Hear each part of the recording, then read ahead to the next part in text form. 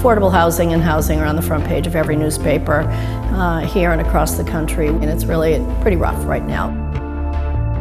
When we talk about affordable housing, everybody thinks homelessness, but affordable housing right now is about everybody that serves you coffee, serves you in the grocery store, helps your mom in a nursing home.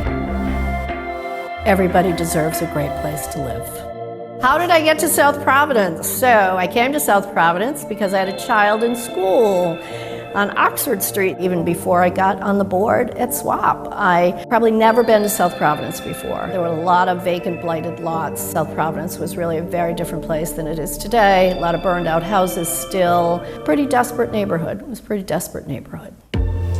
SWAP is a nonprofit community development corporation founded by a group of neighborhood residents to address burning houses in the neighborhood, to provide affordable housing and neighborhood revitalization for people who live in the neighborhood.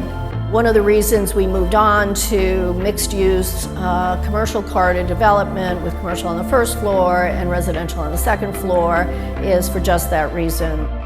We need barbers, we need hairdressers, we need small businesses, and we need housing. This building here, everybody who came to South Providence had to drive by this burned out block. A 3-story building along Broad Street that was not a 2-family or a 3-family house, but a single building. And I always have favorites. I have other favorites as well. But in terms of lessons learned and successes, this really was a tough one. This was a tough one, and it worked.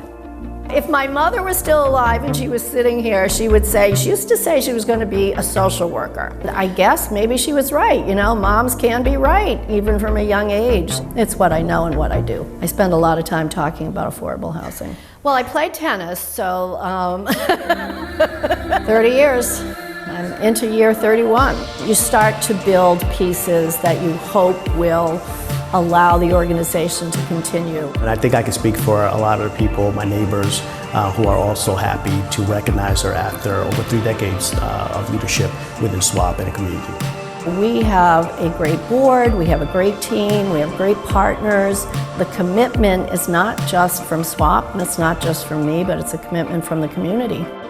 I don't know the problem will ever be solved, but to work at it just one step at a time, over and over again.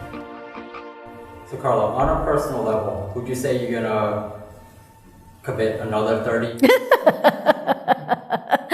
If my husband was standing in the room, he'd be back there going, no.